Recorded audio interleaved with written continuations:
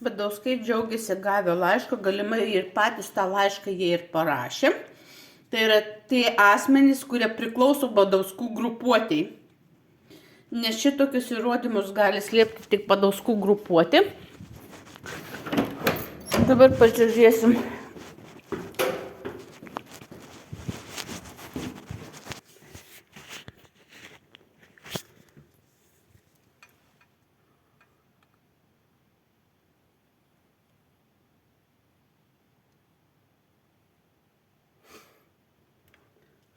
Badauskai nuplėšė apsaugos plombas. Ir kaip matom, čia jau apsaugos kamera įjungta, jinai neina. Nei pirma, nuplėšta rozetė, trečia fazė. Skaičiukai sukasi atgal labai puikiai dideliu greičiu.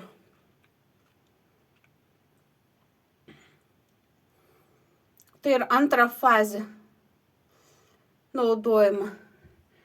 Vienintelė rozetė, kuri veikia, yra į skydinę pastatyta, kad būtų saugiau. Skydinė vis yra atjunginėta. Matosi, nėra visiškai pajungta. Tai Badauskas nušveitė net piršto antspaudus, kurie turėjo Klaipėdo Memelis dėjo skaičiukus. Pirštų vienas dar kažkoks matos, šiaip nerasa piršto antspaudų ir labai puikiai nuvalyta. Elektros vagystė vyksta toliau ir pareigūnai galit nemeluoti, kad nieko nėra, vagystė nevyksta ir baikit terrorizuoti ir gąsdinti. Badauskai yra nusikaltėliai, vagys, terrorizuojantis visą Lietuvą, ne tik mane.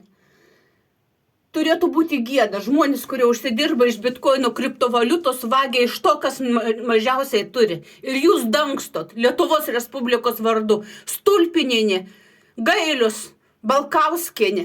Kiek jūs dar terrorizuosit? Ignitis, ESO. Telšiai Dirkštelių 29.